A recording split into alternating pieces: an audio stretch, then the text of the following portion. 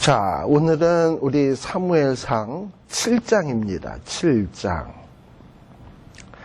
지난 시간에 사무엘상 6장에서는 언약궤가 블레셋에 가 있었는데 블레셋에 가 있는 동네마다 독종이 나고 그리고 쥐들로 인해서 큰 공경에 처하다 보니까 이 블레셋 사람들이 언약궤를 이스라엘 땅, 특별히 벳세메스라는 곳으로 돌려보내는 이야기를 같이 공부했었습니다. 자, 근데 벳세메스로 돌아왔었는데 또 이 벳세메스의 사람들이 언약궤가 도대체 뭐가 들었길래 그렇게 블레셋 사람을 혼내주었나, 호기심 반, 궁금한 반. 그래가지고 쳐다보다가 그만 성경에 보면 70인이라고도 나오고 괄호치고 5만 70인이라고도 나오는데 아주 그냥 그 법궤안을 호기심으로 들여다보다가 궁금증 풀기 위해서 들여다보다가 줄초상이 나는 이야기도 살폈습니다. 그리고 난 다음에 벳세메스 사람들이 이 언약궤가 우리 곁에 있다가 큰일 나겠다 싶어가지고 블레셋 사람들하고 똑같이 남의 동네에다가 연락을 해가지고 이 언약궤 갖고 가라. 근데 그 남의 동네가 어디였냐 하면 기럇 여아림 거민이었다라고 되어 있습니다. 원래 이 블레셋의 언약궤가 빼앗기기 전까지는 이 언약궤는 어디 있었냐? 실로라고 하는 엘리 제사장과 홈리와 비느하스가 있었던 실로에 있었습니다. 근데 블레셋과의 전쟁에서 패할 것 같으니까 이 이스라엘 백성들이 언약궤를 들고 나가게 됐고 실로에서 들고 나가서 전쟁터로 들고 나갔다가 그만 뺏기게 된 거예요. 자, 그렇다면 언약궤가 다시 돌아왔으면 언약궤를 실로로 다시 돌려보내야 마땅한 것 아니겠습니까? 그죠? 근데 왜 실로로 돌려보내지 아니하고 설사 벳세메스에 갖다 놨어도 또 벳세메스에 불상사가 일어났다 하더라도 벳세메스의 사람들은 이거 원래 실로에 있었던 거니까 실로로 돌려보내자. 좀 이런 마음을 먹어야 될 텐데 실로로 돌려보내지 아니하고 이 기럇 여아림이라는 사람들 있는 대로 보내게 됩니다. 왜 그랬을까? 첫 번째는 이 실로가 이 언약궤 뺏기는 전쟁 시에 실로가 아주 초토화되지 않았을까? 엘리 제사장은 꼬꾸라져서 죽고 홈리와 비느하스는 죽고 그리고 언약궤 뺏기고 이스라엘 백성들이 블레셋 사람에게 졌으니까 블레셋 군대가 막 밀고 들어와서 이 어떤 이스라엘의 핵심부라고 하는 실로를 초토화시켰지 않겠어요. 그죠? 그래서 이제 이 실로에는 더 이상 언약궤가 갈 형편이 못 되었기 때문에 또 두 번째는 뭐냐 하면 실로가 이렇게 블레셋 사람들에 의해서 더럽혀졌는데 그런 더럽혀진 장소에 거룩하신 하나님의 언약궤를 갖다 놓는다는 거 뭔가 좀 찜찜하고 싫다 이 말이에요.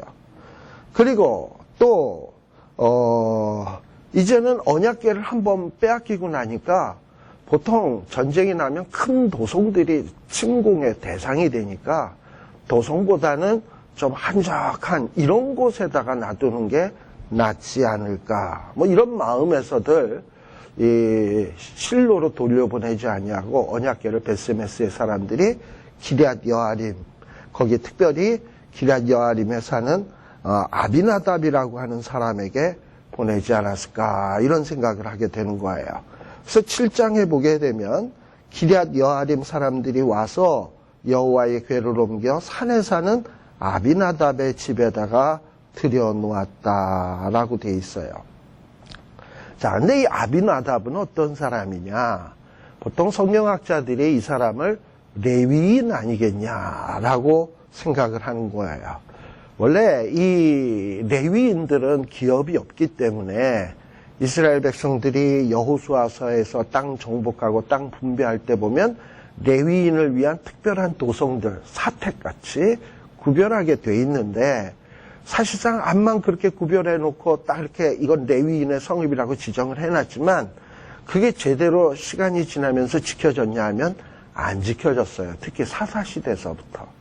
그래서 사사시대 17장에 보게 되면 어떤 레위인이 거할 곳을 찾다가 이리저리 방랑하다가 미가의 집에 가서 제사장 되는 이야기 보시잖아요. 그래서 이 기럇 여아림이라는 곳은 레위 사람들에게 레위 도성으로 주어진 땅이 아니에요.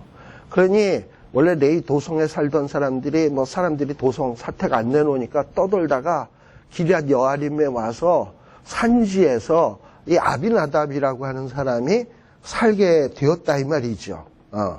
자, 그런데 거기에 레위인이 저 산지 위에 산다 하니까 기럇 여아림 사람들이 언약궤는 갖고 왔는데 그 거룩한 법궤를 평민인 자기네들이 가져다 놓을 수는 없고, 그래도 이 언약궤는 제사장이나 레위인 사람들이 관리 보관해야 되지 않을까. 그래가지고 아비나답이라고 하는 사람의 집에다가 갖다 놓게 되었다라는 거예요. 자, 그런데 이 아비나답은 또 어떤 사람이냐. 그 아들의 이름을 보게 되면 엘리아살이라는 이름의 아들을 가지고 있었어요. 근데 이 엘리아살의 이름의 뜻은 뭐냐면 하나님이 도우시는 자라는 이런 뜻이에요. 근데 이런 이름을 가진 자가 또 하나 있어요. 우리가 아론이 제일 초대 대제사장 아니겠습니까? 근데 아론의 아들들 가운데 나답과 아비후가 있었고요. 근데 그 친구들은 다른 불을 들이다가 불이 나와서 바베큐가 되어지면서 돌아가셨고, 그 다음에 그 뒤에 있었던 아들이 누구냐면 엘르아살과 이스할이라고 있었어요. 그래서 아론의 대제사장의 직을 누가 이어받게 되냐? 엘르아살이라고 하는 자가 대제사장을 물려받게 돼요. 그런데 오늘 읽은 요 사무엘상 7장 1절에는 엘리아살, 거기서는 엘르아살.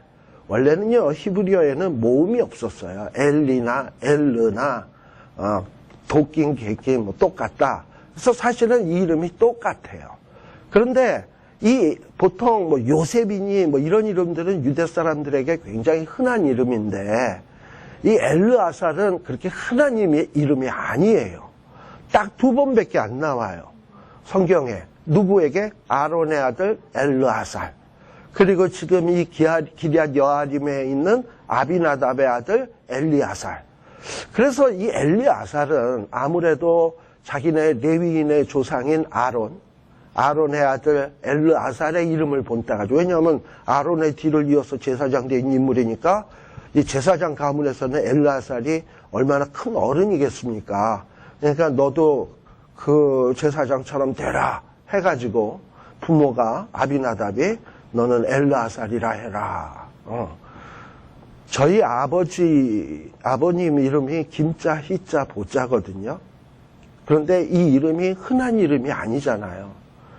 그런데 어느 날 어느 목사님인데 저희 아버님한테 찾아와가지고 제가요 우리 아들을 낳았는데 이름을 희자, 보자로 짓고 싶어요. 허락해 주시겠습니까? 그랬어요. 그래가지고 그 목사님의 아들이 희자, 보자가 되어버렸어요. 근데 그 목사님이 왜 그랬냐, 평소에 저희 아버님을 굉장히 존경하다 보니까 자기 아들이 저희 아버님처럼 되었으면 하는 바람에 그 이름을 좀 사용해도 되겠냐고 해가지고 이름을 갖다 붙였어요. 근데 이런 식으로 이스라엘 사람들은 자기가 어떤 존경하는 인물, 집안에서 훌륭한 인물, 그럼 그렇게 되었으면 좋겠다라는 마음에서 엘리아살인데 하나만 살짝 바꿔서 엘르아살, 이렇게 해서 이름을 지었다라는 거예요. 이런 걸 보면 아비나답이 레위 사람 아니겠는가라는 추정이 가능하고, 또 이렇게 언약궤를 관리하는 걸 볼 때도 레위 사람 아니겠는가 하는 것을 우리가 볼 수 있어요. 또 사무엘상 6장 3절에도 보게 되면 6장 3절에 사무엘하 6장 3절에 보게 되면, 사무엘상이 아니고 거기에도 이제 언약궤 옮기는 얘기가 나오는데,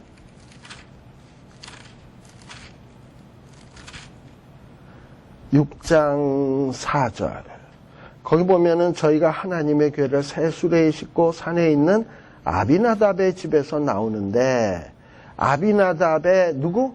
아들 우사와 야휴가, 그러니까 이 우사와 야휴는 누굽니까? 아비나답의 아들이에요. 근데 이 언약궤를 운반하는 것은 레위 자손 가운데서도 아무나 할 수 있는 게 아니야. 레위 자손의 대표적인 세 아들이 누구냐면 게르손, 고핫, 무라리가 있는데요. 게르손 자손은 이동할 때 텐트, 천으로 된 것을 주로 이동을 이렇게 돌돌돌 말아서 그거를 가지고 이동을 시키고요. 무라리 자손들은 성전 안에 있는, 성막 안에 있는 기둥, 받침대, 무거운 거 이렇게 운반하고요. 그 다음에 언약궤, 진설벽, 떡상, 뭐 이런 거, 등대 이런 거는 청색 보자기에 싸가지고 채로 이렇게 해가지고 손이 닿으면 안 되니까 채로 꿰어가지고 고핫 자손들이 메고 건너게 돼 있어요. 그래서 이 언약궤는 누가 운반 담당이냐면 고핫 자손의 운반 담당이에요. 그리고 제사장은 고핫 자손에서 또 나오게 돼 있어요. 이런 걸 보면 아비나답의 아들 우사와 아요가 언약궤를 메고 이동한 걸 보면 고핫 자손, 그리고 제사장 자손, 그래서 이 언약궤를 담당했다라는 거를 추정을 할 수 있게 되는 겁니다. 자, 아무튼 이렇게 엘리아살, 이름이 하나님이 도우시는 자, 그리고 레위 사람이다. 그래서 이 사람네 집에 이 언약궤를 두고 있었는데, 이 언약궤가 자그만치 아비나답의 집에 몇 년 동안이나 있느냐? 20년 동안. 20년 동안. 꽤 오래 있지요? 20년 동안 있게 되고, 이게 이제 언제 이동이 되느냐? 우리 아까 사무엘하 6장 봤잖아요? 그때 아비나답의 아들 우사와 아이호가 그 언약궤를 이동하는 일이 생기게 되는, 그때 옮기는 것처럼 되어 있는데, 사실은 그게 좀 문제가 있는 것이, 에베넷에 지금 이스라엘 백성들이 언약궤를 빼앗긴 전투가 있어요. 아벡에서의 전투는 BC 한 1075년에 발생된 사건이고요. 그리고 언약궤가, 다윗이 언약궤를 예루살렘 성으로 가져오게 된 것은 BC 1003년이에요. BC 1003년. 그러면은 1075년에서 1003년이면은 이 아비나답에 있던 언약궤가 다윗의 예루살렘으로 옮겨지게 된 것은 자그마치 72년이 지나서 되어지는 일인데, 여기서는 언약궤가 아비나답의 집에 얼마를 있었다? 20년 있었다라고 얘기를 하고 있는 거예요. 그러면 이 20년이라는 것은 뭘 얘기를 하는 거냐? 3절에 보게 되면 사무엘이 이스라엘 백성들에게 뭐라고 얘기하냐면, 너희가 전심으로 여호와께 돌아오려거든 이방신들 버려라. 그리고 너희의 마음을 여호와께로 향해라. 그리고 하나님만 섬기라. 그러면 하나님이 블레셋 사람의 손에서 건져낸다 하면서 그 다음에 미스바의 대회개의 운동이 나오게 돼요. 성경에 보게 되면.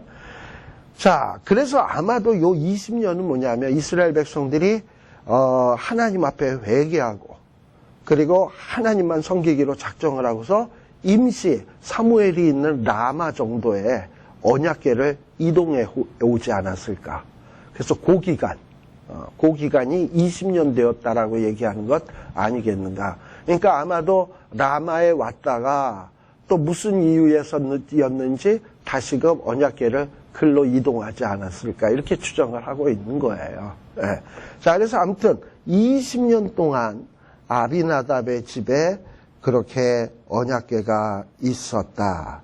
자, 근데 이렇게 언약궤가 아비나답, 기럇 여아림이라는 곳에 딱 이렇게 가 있다 보니까 이스라엘 사람들이 자유롭게, 이전에 언약궤가 실로에 있으면서 거기 성막이 있으면서 사람들이 자유롭게 예배드리러 왔다 갔다 하고 했는데, 이제 기럇 여아림 산지에 아비나답 어디 구석배기에 있는데 언약궤가 떡 가 있으니까 사람들이 쉽게 예배를 드릴 수가 없었어요.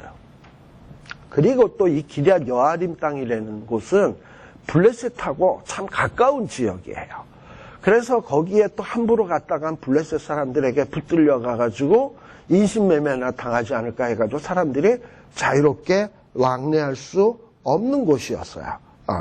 그러다 보니까 사람들이 이렇게 이전에 여호와의 성전에서 언약궤 있는 곳에서 예배드리곤 했었는데 지금 그러지 못하니까 사람들이 영적인 갈급함이 생기면서 우리가 언제쯤 하나님을 배울고 우리가 언제 성전에 자유롭게 나아가서 예배드리고 하는 이런 마음들이 차츰차츰 생겨나기 시작했어요. 그래서 2절에 보면 뭐라고 돼 있냐면 온 족속이 20년 동안 오래 있다 보니까 오랫동안 하나님의 성전이 없이 언약궤가 없이 예배를 제대로 못 드리다 보니까 이스라엘 온 족속이 여호와를 뭐하게 되었다? 사모하게 되었다라는 거예요. 원래 이 사모하다라는 말은 히브리어의 나하라는 말인데요. 부르짖다라는 뜻을 가진 말이에요. 부르짖다. 우리 애굽 땅의 이스라엘 백성들이 바로에게 억압을 받을 때 힘들어가지고 하나님 앞에 부르짖죠. 바로 이렇게 뭔가 자기들의 잘못을 뉘우치면서 아이고 하나님 우리가 잘못했어요. 이 고난을 이제는 좀 뭔가 해결해 주세요. 우리가 그동안에 잘못해가지고 언약궤가 우리랑 뚝 떨어져서 20년 떨어져 지내고 있는데 하나님 이제는 불쌍히 여기시고 이 징계를 좀 풀어주옵소서 하는 이런 마음이란 말이죠. 단순히 사모 정도가 아니라 이게 빨리 해결되었으면 그래서 하나님 앞에 부르짖는 이런 어떤 간절함을 표현하는 단어인 겁니다. 자, 그런데 이렇게 되기까지는 누구의 공이 컸겠나라는 거예요. 아마도 엘리 제사장이 죽은 다음에 홈리와 비느하스가 죽은 다음에 언약궤 뺏기고 난 다음에는 이스라엘의 지도자로 부상하기 시작한 것이 누구냐 하면 사무엘이에요. 근데 우리가 사무엘서 7장 3절에 보게 되면 7장 3절에 보면 사무엘이 온 족속에게 일러 가로되 하고 나오잖아요. 요게 어느 한순간만 얘기했다기보다도 아마도 엘리 제사장이 죽고 사무엘이 지도자가 되어지면서 이스라엘 백성들에게 아마 얘기한 거겠지. 봐라, 엘리 제사장 때 우리가 실로에서 쫄딱 망하지 않았냐? 언약궤도 뺏기지 않았냐? 이게 무슨 소치냐? 이게 우리가 하나님 앞에 지은 죄 때문이다. 이제라도 우리가 하나님 앞에 전심을 다해서 돌아가면 하나님이 회복시켜 주신다.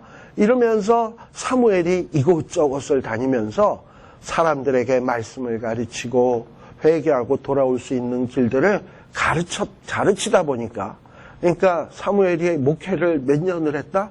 언약궤 없는 상태에서 20년을 돌아다니면서 이렇게 목회를 하다 보니까 이게 이제 무르익어가지고 사람들이 하나님을 사모하게 되고 그리고 하나님 앞에 돌아와야 되겠다라는 이런 마음들을 갖게 되었다라고 볼 수 있어요. 그래서 이 사무엘의 열심히 노력한 결과가 아니겠는가. 자, 근데 이 사무엘의 본격적인 이 사역의 모습을 바로 이 7장 3절에서 보여주고 있는 거예요. 그러면 사무엘이 이곳저곳 다니면서 뭘 선포했을까? 이걸 보면 알 수 있어요. 하나님 앞으로 돌아와라. 전심으로 여호와께 돌아와라. 만일에 그렇게 돌아오려거든 이 우상 제거해라. 그리고 이제 온 마음을 여호와께만 향해라. 그래야 하나님께서 블레셋 손에서 너희를 건져내실 것이다. 이것이 아무래도 사무엘의 설교 내용이 아니었을까라는 거예요. 이게 사무엘의 신앙 부흥운동이었다라고 볼 수 있는 것입니다.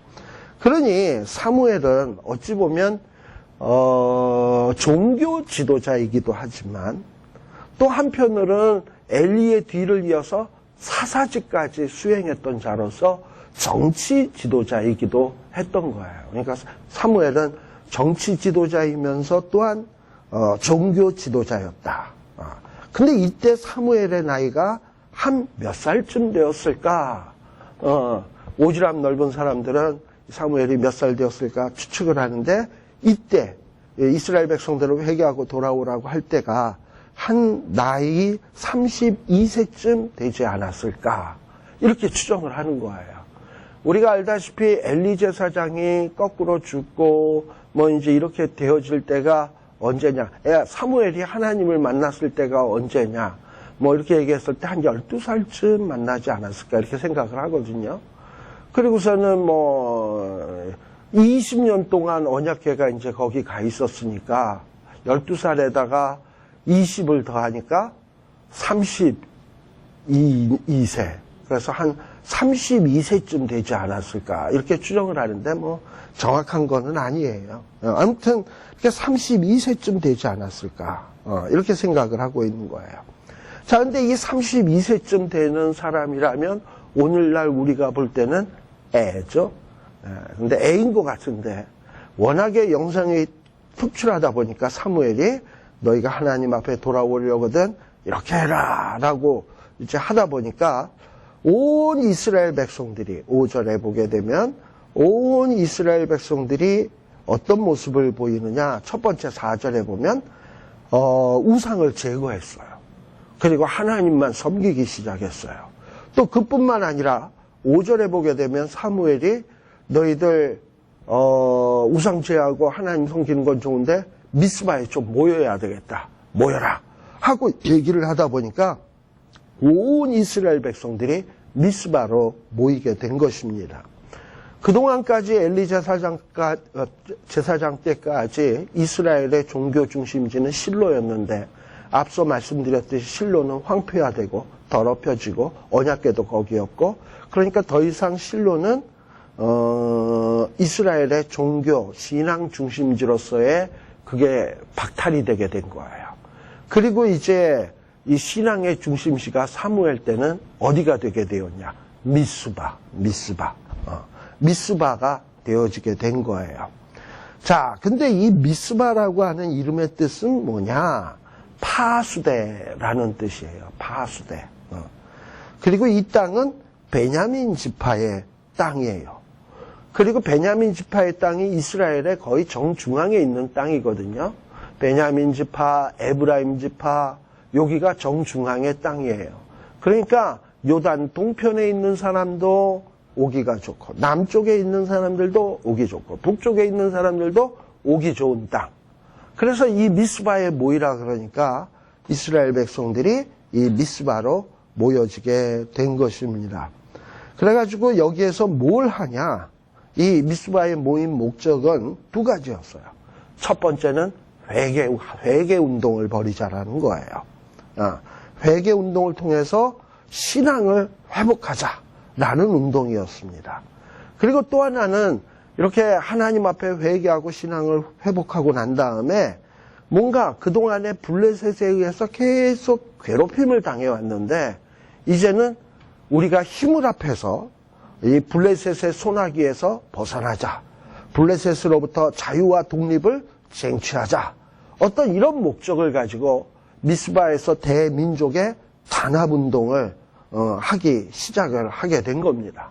그래가지고 이제 미스바에 모여가지고 사람들이 이런 기도회를 하기 시작을 하는데, 이스라엘 백성들이, 여기 보면은 특별히 5절에 보게 되면 이 사무엘이 이스라엘 백성들에게 뭐라고 얘기하냐? 거기 보면은 나는 너희를 위하여 여호와께 기도하리라 라고 얘기하고 있어요. 그래서 내가 너희를 위하여 기도를 하겠다. 즉 이런 기도를 뭐라고 얘기하죠? 중보의 기도를 하겠다라는 거예요. 그리고 나중에 보면은 사무엘이 내가 기도하기를 쉬는 죄를 범치 아니하겠다 한 사람도 누구냐면 사무엘이에요. 이런 면에서 사무엘은 굉장히 기도의 사람이었던 것 같아요. 그리고 이것을 안 이스라엘 백성들도 사무엘에게 이런 중보의 기도를 부탁을 하게 되는 것을 볼 수 있어요. 거기에 보면은 8절에 보면 이스라엘 백성들이 사무엘에게 나와가지고 사무엘이시여 당신은 우리를 위하여 우리 하나님 여호와께 쉬지 말고 부르짖어 우리를 블레셋 사람의 손에서 구원하시게 하소서. 그러니까 사무엘이 기도의 사람이라는 것이 백성들에게 인정받지 못했다면 이런 부탁을 하겠습니까? 그러니까 사무엘 자신이 내가 너희를 위해서 기도하겠다. 그리고 사람들이 보니까 진짜 기도의 사람이야.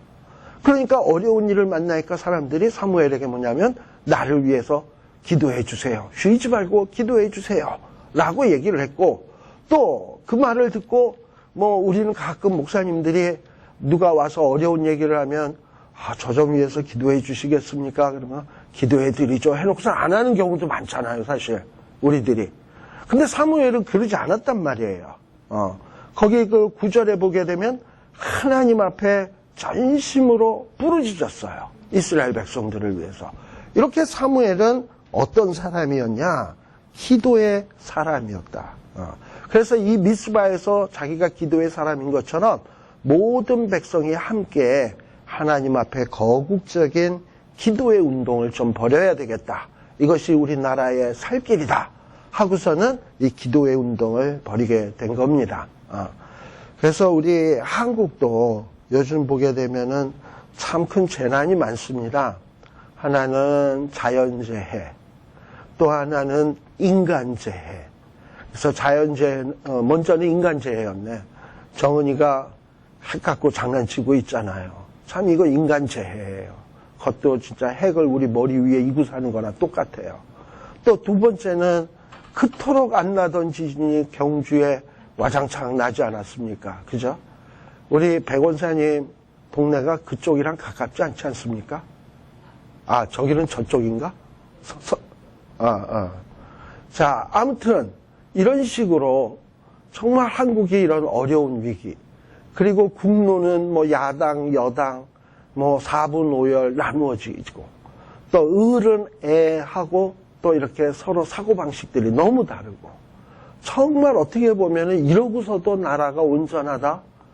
그리고 또 경제적으로 보면은 기업하는 사람들이 방만하게 해가지고 무슨 한진 사태, 이러면서 다 난리가 아니에요. 그리고 한진 사태 그렇게 나면 그 돈을 다 누가 물어줘야 되냐? 나라에서는 또 누가 물어줍니까? 국민의 세금으로. 지금 이런 시스템인 거예요. 이러고서도 안 망하는 거 보면 기적이란 말이죠.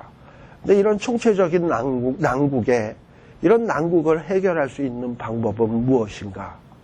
우리들이 예수 믿는 사람들이 중보에 기도를 하고, 기도하기를 쉬는 죄를 범치 아니하고, 하나님 앞에 부르짖고, 또 모든 신자들이 이 미스바의 대회개 운동처럼 하나님 앞에 부르짖으면 하나님이 그 음성을 들으시고 고치신다라는 거예요. 우리 역대하 7장 14절인가? 거기에서도 나오는 얘기 아닙니까? 우리가 하나님 앞에 다시 한번 볼까나? 그 말씀 너무 좋더라.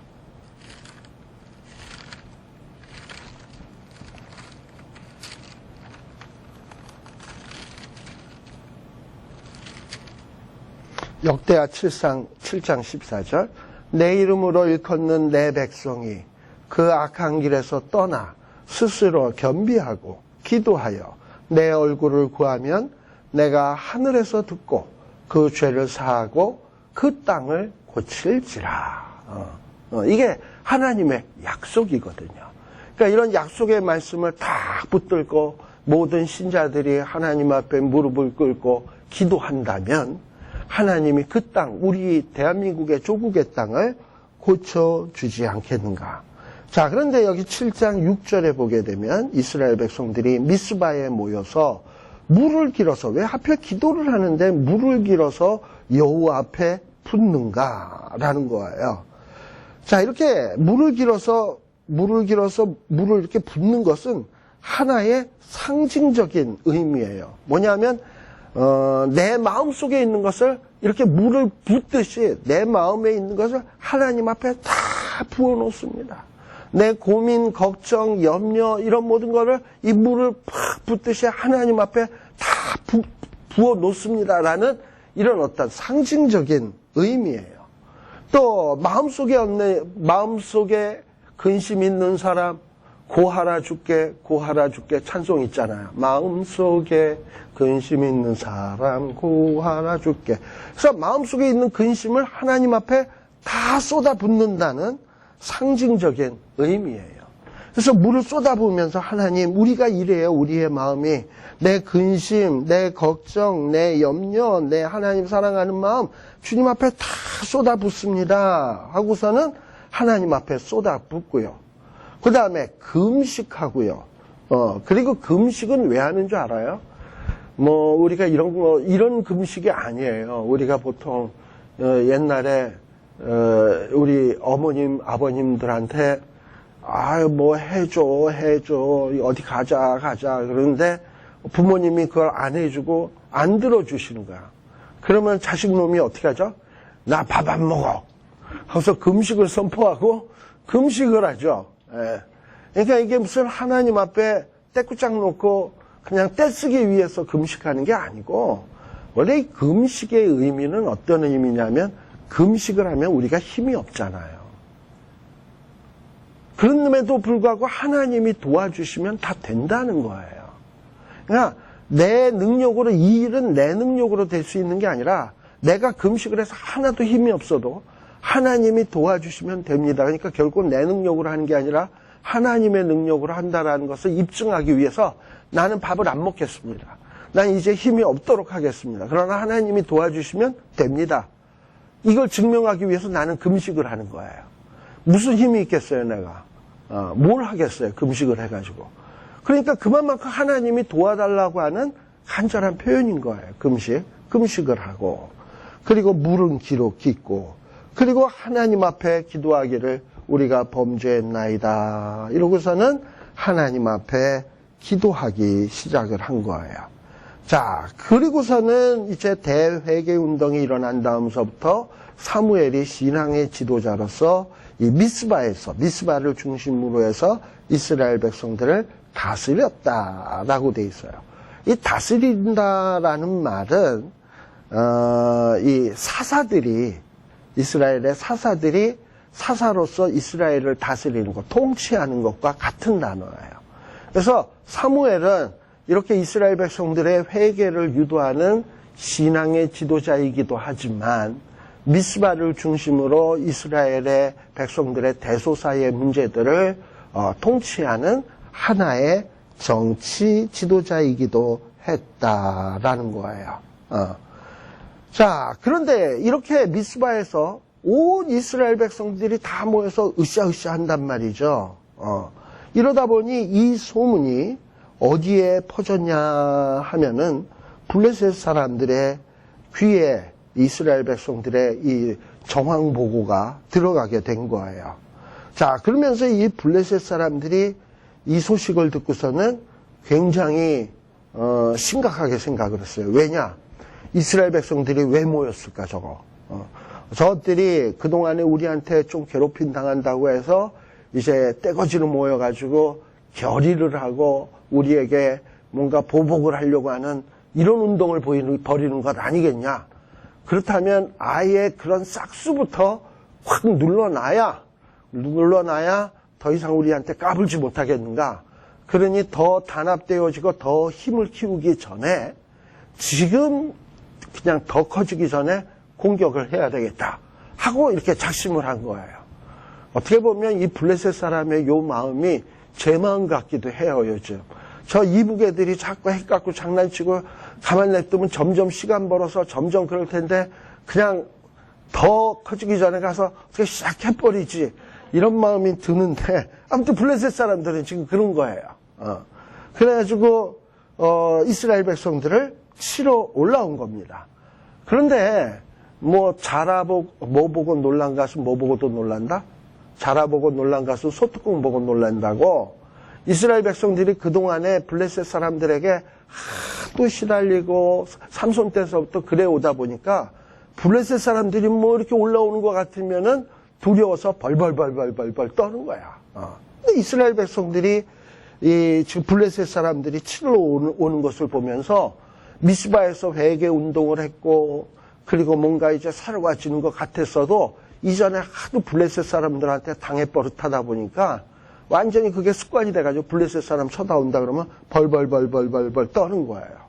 그리고서는 사무엘에게 찾아가서 당신은 우리를 위하여 우리 하나님 여호와께 쉬지 말고 부르짖어서 자기네가 기도하지 왜 누구한테 부탁해. 그래서 우리 하나님께 쉬지 말고 기도하여 우리를 블레셋 사람의 손에서 구하여 내시게 하소서 하고 이러고 지금 부탁을 하고 있는 겁니다. 그러니 어려운 고비를 벗어날 때까지 이 사무엘이 쉬지 않고 기도해 달라고 부탁하고 있는 거죠. 이거는 이렇게 사무엘을 중보자로 인정하고 있다라는 거예요. 자, 그런데 사무엘이 이런 부탁을 받고 9절에 보게 되면 사무엘이 젖먹는 어린 양을 취하여 온전한 번제를 여호와께 드렸다. 그리고 이스라엘을 위하여 여호와께 부르짖었다. 하나님 앞에 중보의 기도를 하기 전에 뭐부터 했냐면 젖먹는 어린 양. 왜 이렇게 사무엘이 어른 양이 아니고 성숙한 양이 아니고 젖먹는 어린 양을 희생 제물로 택한 이유가 뭘까? 아마도 이제 이스라엘 백성들이 미스바에 모이기 전에 신상 제하고 하나님 섬겼잖아요. 그리고 미스바에 모여서 회개했잖아요. 그래서 아마도 이 사무엘의 마음은 이제 이스라엘 백성들이 뺀질뺀질 달아빠진 이런 신앙인이 아닌 순결한 어린 양, 젖먹는 어린 양이 뭘 알겠어. 어린 양도 모르고 그것도 젖먹는 어린 양이 뭘 알겠어. 또 양은 또 하얗잖아. 정말 순결하고 정결한. 거기에다가 어린 것이니까 더더욱 때묻지 않았겠지. 그래서 이스라엘 백성이 이제 회개를 했으니 이제 앞으로 이렇게 순수하고 정결하고 이런 어린 양처럼 뭔가 새로 거듭 태어나서 그 상태가 계속 유지되어지고 그 상태로 하나님에게 헌신되었으면 좋겠다라는 마음에서 젖먹는 어린 양을 하나님 앞에 이렇게 헌신의 제물을 드리고 그리고 이스라엘 백성들을 위하여 하나님 앞에 부르짖은 거죠. 하나님, 이제 이스라엘 백성이 이렇게 젖먹는 어린 양처럼 되었는데 하나님이 지켜주셔야 되지 않겠습니까? 하고 열심히 부르짖기 시작한 거예요. 그런데 이 장면이 지금 우리가 머릿속에 한번 딱 생각을 해보세요. 사무엘은 젖먹는 어린 양을 가지고 번제를 드리고 있어요. 번제가 탁 드리면 1분 안에 끝나는 게 아니라 안 맞는 젖먹는 어린 양도 요만하면 이걸 태우려면 시간 꽤나 걸려요. 몇 시간 걸려요. 보통 이스라엘이 번제가 보면 하루에 소 2마리 드리게 돼 있는데 저녁에 1마리, 아침에 1마리. 그러면 1마리가 12시간 탄다는 얘기예요. 근데 어린 양이면 반절 잡는다 하더라도 6시간, 4시간은 탈 거 아니에요. 그러고서 이제 하나님 앞에 번제 드리면서 기도를 하고 있어요. 연기는 풀풀 올라가고 사무엘은 으쌰으쌰하고 기도하고. 그런데 저쪽 이 미스바가 좀 높은 지대거든. 이 아래쪽에서는 블레셋 사람들이 스물스물 올라오고 있고 지금 이런 장면이 동시에 지금 벌어지고 있는 거예요. 그렇다고 지금 이스라엘에는 무장한 병력이 있냐면 하나도 없고 오로지 하고 있는 것은 기도만 하고 있는데 그런데 갑자기 어떤 일이 벌어졌냐면 하나님이 응답하셨어요. 어떻게 응답을 하셨냐? 10절에 보면 이 블레셋 사람들이 미스바 언덕으로 슬금슬금 올라오는데 그때 마침 블레셋 사람들에게 하나님이 뭘 바랬냐? 우레를 바랬어. 우레. 우르릉 쾅쾅쾅 하고 하늘에서 나는 이 벼락 소리 같은 거 있잖아요. 바로 이 고대 사람들은 하늘에서 벼락이 치고 우르릉 쾅쾅 하는 소리를 신의 진노하는 음성으로 생각을 했거든.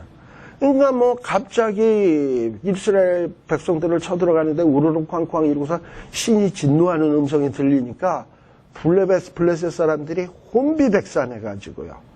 이 블레셋 사람이 혼비백산 할 만도 하죠. 왜냐하면은 우리가 이전에 보게 되면은 언약궤 뺏어갖고 갔더니 완전히 블레셋을 초토화시키면서 여호와 하나님이 얼마나 무서운 존재인지를 알았잖아요. 그래가지고 언약궤도 그래서 돌려보냈잖아요. 그랬는데 다시 이스라엘 백성을 치는데 그 하나님이 갑자기 하늘에서 우르릉 꽝꽝 하고서는 그냥 디립다 그냥 소리를 쳐대니까 이 블레셋 사람들이 얼마나 놀랬겠습니까? 그러니까 뭐 그냥 정신없어서 도망가기 바쁘고 그러다 보니 모든 이런 진영이 다 흐트러지게 되고 그러다 보니 이스라엘 백성들이 나가서 블레셋 사람들을 물리치는 게 뭐처럼 돼버렸냐? 식은 죽 먹기처럼 돼버렸다. 그래가지고 이 블레셋 사람들을 쫓아가지고 저 밑에 동네 벳갈 아래에 이르기까지 쳐들어가게 되었다 이 말이에요. 자, 그러면서 이 사무엘이 그야말로 사무엘은 장군도 아니고 군사훈련 받은 사람도 아니고 어려서 성전에 받침이 돼서 성전 안에서만 자란 자야. 전쟁의 전자도 모르는 사람이에요. 근데 이런 사무엘의 어떤 리더십 하에 이스라엘 백성들이 대승리를 하고서는 이 사무엘은 이럴 수 있겠죠. 봐, 내가 얼마나 대단한 사람인지 먹일 수 있을 거 아니에요? 근데 사무엘은 그러지 아니하고 사무엘의 훌륭한 점이 뭐냐 하면은 여기에 보면은 사무엘이 돌을 취해서 미스바와 센 사이에 세웠다라는 거예요. 이스라엘 백성들이 이렇게 돌을 세우는 경우는 뭐냐 하면 기념하기 위해서 세워. 돌을 세우는 것. 이런 적이 언제가 있냐 하면 요단강을 건넜을 때 12돌을 세운 것이 있어요. 그래서 나중에 자식들이 아버지 저 돌은 뭐예요? 하면은 하나님께서 요단강을 기적적으로 건네주신 이야기들을 부모들이 자식들에게 이야기해 주므로 하나님의 도우심에 대한 그 기적을 하나님에 대해서 교육하는 도구로 삼으라고 이 돌을 세웠단 말이죠. 그러니까 지금 사무엘이 지금 돌을 세워놓고서 나중에 후대 사람이 이게 뭐지 그랬더니 글쎄 사무엘이 기도하니까 하나님이 그냥 우르르 꽝꽝 하면서 그때 블레셋 사람들은 가뜩이나 하나님에 대해서 그 트라우마가 있는데 우르르 꽝꽝 하니까 막 혼비백산이 돼서 대승한 것을 기념하는 비석이다. 즉 이 비석은 누가 도우셨다? 그 전쟁에 승리한 것은 하나님이 도우셔서 이긴 것을 기념하기 위해서 세운 돌이다 라는 거예요. 그래서 에벤 에셀이라는 말이 나온 거예요. 에벤 에셀이라는 말이 무슨 뜻이냐면 에벤이라는 말은 돌이라는 말이에요. 그리고 에셀이라는 말은 도움이라는 말이에요. 도움. 그래서 에벤 에셀은 도움의 돌이라는 말이에요. 도움의 돌. 도움의 돌. 그래서 이 하나님이 우리를 도우셨기 때문에 도움의 돌이다라고 얘기를 했습니다. 자, 그런데 이 에벤에셀이라고 하는 지역은 어디에도 나오느냐 하면 사무엘상 4장 1절에도 나와요. 사무엘상 4장 1절에도 보게 되면 이스라엘 백성들이 블레셋 사람과 전쟁을 하려고 하는데 블레셋 사람은 아벡에 진치고 이스라엘 백성들은 어디 진쳤다? 에벤에셀에 진쳤다. 에벤에셀이 거기도 나오죠? 에벤에셀. 자, 근데 요 지명하고 같은 지명이냐 하면 그게 아니야. 요 뒤에 나오는 거는. 그러니까 앞에 나온 지역은 진짜 그냥 에벤에셀이라는 지명인 것 같고 나중에 여기 에벤에셀 나오는 거는 전쟁에서 이기니까 그 돌비를 세우면서 이게 에벤에셀이다라고 얘기를 한 거라 이 말이죠. 에벤에셀. 근데 참 아이러니하지 않아요? 4장 1절에서는 하나님이 도우시는 장소, 도움의 돌이라고 하는 뜻을 가진 지명에서 전쟁을 했는데 거기서 법궤 뺏겼잖아. 거기에서 홈리아 비나스가 죽었잖아요. 그런 불상사가 일어났단 말이죠. 그러니 하나님이 돕느냐 안 돕느냐의 문제는 에벤에셀이라는 곳에서 싸우느냐 돌비를 세우느냐 여기에 달린 문제가 아니고 진짜 이 사무엘처럼 어떤 위기에 처했을 때 이스라엘 백성들이 물을 쏟듯이 하나님 앞에 마음을 쏟아놓고 기도하고 하나님 앞에 의지할 때 하나님이 에벤에셀이 되어주시는 것이지 에벤에셀에 있다고 해서 하나님이 도와주는 것 아니고 돌 세운다고 해서 도와주는 것 아니고 언약궤 들고 나간다고 해서 도와주는 것 아니에요. 진심으로 우리의 마음이 하나님을 의지하는 마음이 있을 때 하나님이 돕는다라는 것을 명백하게 보여주시는 내용이에요. 그래서 사무엘이 이 돌을 세워놓고 여기까지 우리 하나님이 도우셨다. 그러니까 아마도 블레셋 추격하는 거의 끝지역까지 갔겠죠. 여기까지 우리가 하나님이 승리를 하게 해주었다라는 곳이니까. 그래가지고 거기에다가 에베네셀의 돌을 떡하니 세워놨어요. 그리고 어떤 일이 벌어졌냐? 13절에 보면 이에 블레셋 사람이 이제는 다 굴복을 해서 다시는 이스라엘 경내에 들어오지 못했다. 왜 이유가 뭐냐? 여기 보면 여호와의 손이 사무엘에 사는 날 동안에 블레셋 사람을 막으시매. 그러니까 하나님이 막으시니까 블레셋 사람들이 감히 쳐들어올 수가 없는 거예요. 또 게다가 14절에 보면 이스라엘 백성들이 이렇게 하나님이 도와주시다 보니까 땅이 어디까지 쟁취를 하게 되었냐면 과거 블레셋 사람들이 이스라엘에게 빼앗았던 땅 14절 에그론, 가드, 이거 어디 도성들입니까? 가드는 골리앗이 있던 동네가 가드잖아요. 에그론은 뭡니까? 언약궤를 돌려보내기 위해서 에그론 사람들이 베세메스로 언약궤를 돌려보내잖아요. 그러니 에그론도 가드도 다 블레셋의 중심 도성이에요. 근데 그런 도성까지 누가 다 빼앗았다? 이스라엘 백성들이 다 빼앗았다. 그것도 사무엘의 리더십 하에. 이게 다 회복이 되어진 거예요. 그래서 블레셋 사람의 손에서 다 도로 찾았고, 그 다음에 이스라엘과 아모리 사람 사이에 평화가 있었더라. 그래, 이거 좀 이상하죠?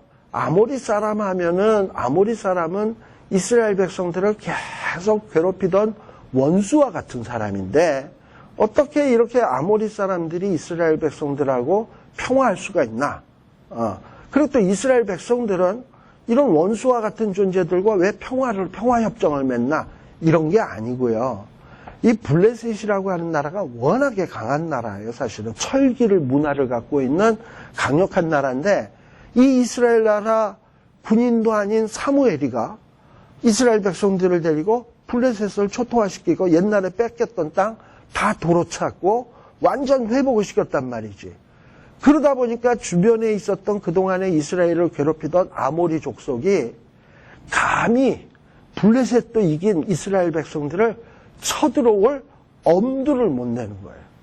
그러다 보니 이스라엘이 그동안에 아모리 족속에게 시달려 블레셋에게 시달려 평화라는 게 없었는데 이렇게 하나님이 도우시니까 블레셋 초토화시키고 다 빼앗고 아모리 원수와 같은 아모리 족속이 더 이상 안 쳐들어오고 그러니 이스라엘 백성에게는 당연히 뭐가 생긴다?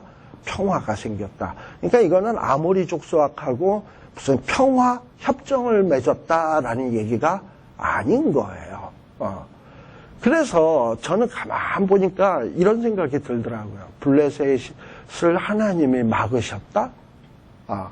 그런데 최근에 이게 좀 좋은 얘기인지 나쁜 얘기인지 모르겠습니다만 이 이북애들이 홍수가 엄청 나가지고요. 지금 그래가지고 정말 어렵게 됐대요. 근데 핵무기에다 돈을 쏟아붓는 그놈들이 홍수 났다고 지금 이 주변에 있는 나라들한테 도와달라고 돈 구걸한대잖아요.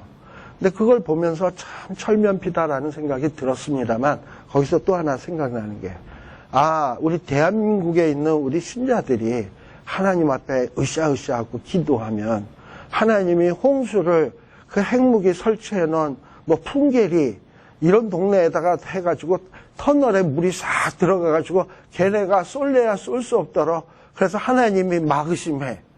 그래서 북한이 핵을 못 쏘면 저 중국 애들도 사드 배치하네 뭐하네 큰 소리 땅땅 치면서 그거 우리를 함부로 못 볼 거 아니에요. 그러면 자연히 우리가 이렇게 기도해서 하나님이 막아주시면 대한민국은 어떻게 되냐? 평화가 깃드는 것 아니겠습니까? 그렇잖아요. 그래서 이런 것들이 꼭 이 시대만 가능한 일이겠나? 필요하면 하나님이 정은아 너는 이제 더 이상 살 이유가 없다 이럴 수도 있는 거고요. 그렇죠? 그래가지고 그 안에 혼란이 일어나가지고 핵무기가 자동 소멸이 된다든지 앞으로 어떤 일을 하나님이 어떻게 전개하실지는 아무도 몰라요. 그러나 우리는 뭘 해야 된다? 하나님, 우리 대한민국을 불쌍히 여겨주시고 우리 대한민국의 사람들이 전심으로 하나님 앞에 돌아오게 하시고 이러고서 나아간다면 하나님이 막으심에 평화가 있었더라. 그리고 잃었던 것을 다 되찾았더라. 이게 꼭 군인만이 할 수 있는 일이 아니거든요. 그래서 이런 역사가 좀 나타나면 어떨까라는 생각이 이 말씀을 보다 보니까 생각이 나더라 이 말입니다.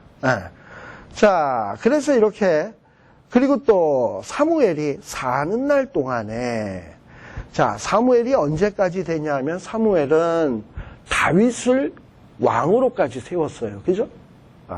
그러니 사무엘은 사울 왕 때도 살았고 다윗 왕 때도 살아있던 인물이에요.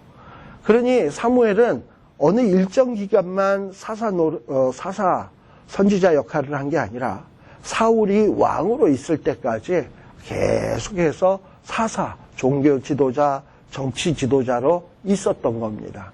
그러니 사울이 왕이지만 이렇게 사사와 같은 사무엘이 떡 버티고 있으니 이 사울은 얼마나 조심스러웠겠습니까? 그러니 항상 사무엘 앞에서 사울은 사무엘 앞에만 서면 왜 이렇게 작아지는지 하면서 한없이 작아지는 모습을 보여요. 그리고 우리가 나중에 이제 보게 되면 사무엘이 죽고 나잖아요. 죽고 나니까 다윗이 이제는 더 큰일이구나. 이 사무엘마저 죽었으니 이제 사울이 얼마나 길이길이 뛰면서 나를 죽이려 하겠는가. 이전에는 사무엘의 눈치를 봐서 나를 못 죽이고 있었는데 사무엘이 죽였으니 이제 나를 죽이겠구나 해서 할 수 없이 또 이 다윗이 블레셋으로 망명을 가게 돼요. 그 정도로 이 사울 왕은 살아있는 동안에 사무엘의 눈치를 많이 봤을 거예요. 근데 이렇게 사무엘 같이 훌륭한 사람이 오래오래 살면서 이렇게 나라를 위하여 기도하고 이스라엘 백성들의 신앙을 지도하고 또 사울 왕이 정치를 잘못할 때는 책망도 하고 한다는 것은 굉장한 축복입니다. 그래서 이 선지자의 제도가 가만 보면 언제부터 시작을 하느냐, 왕의 제도와 함께 같이 가는 것을 볼 수 있어요. 그래서 왕들이 인간이다 보니까 항상 잘못할 수 있잖아요. 그래서 그것을 보완할 수 있도록 항상 왕 곁에는 근처에는 선지자들이 있어서 왕이 잘못할 때는 책망하기도 하고 잘할 때는 격려도 하고 이런 역할을 했던 것이 선지자다라는 거예요. 자, 그러면서 이 사무엘은 해마다, 아마도 여기서 해마다라는 말은 매년을 얘기하는 걸 거예요. 매년 베델, 길갈, 미스바를 순회하면서 모든 곳에서 아마 1년에 한 번 이스라엘 땅 전체를, 또 이스라엘 땅이 또 넓어졌잖아 지금. 가드도 에그론도. 그러니까 이스라엘 땅을 1년에 한 번씩 사무엘이 대신방을 하는 거예요. 그래서 대신방을 하면서 이스라엘을 돌아보고 그리고 라마로 돌아오고 그리고 라마에서도 이스라엘을 다스렸고 그리고 거기에서도 여호와를 위하여 단을 쌓았더라. 아마도 우리가 아까 기럇 여아림에서 언약궤를 아비나답 집에 20년 있었다 그랬잖아요. 20년 있었던 이 언약궤를 20년쯤 있다가 미스바 대회 회개운동 때 아마 갖고 내려왔던 것 같아요. 왜냐하면 백성들이 사모하니까, 예배를 못 드리니까. 그래가지고 아마도 이런 언약궤를 라마, 사무엘 있는 곳에 갖다 놓고, 사무엘도 레위인이니까요. 그러니까 거기다 갖다 놓고 사람들을 와서 예배 드리게 자유롭게 하지 않았겠는가. 근데 이제 사무엘이 늙고 그리고 사무엘의 위상이 점점 없어지기 시작하면서 아마도 또 이 사울 왕이 다윗을 막 죽이려고 막 이러고 쫓아다니고 이럴 때쯤에 언약궤가 아비나답의 집에 갔다가 나중에 다윗의 도성으로 돌아온 것 아니겠나 이렇게 추정을 해볼 수 있다 이 말입니다. 잠시 쉬었다가 가겠습니다.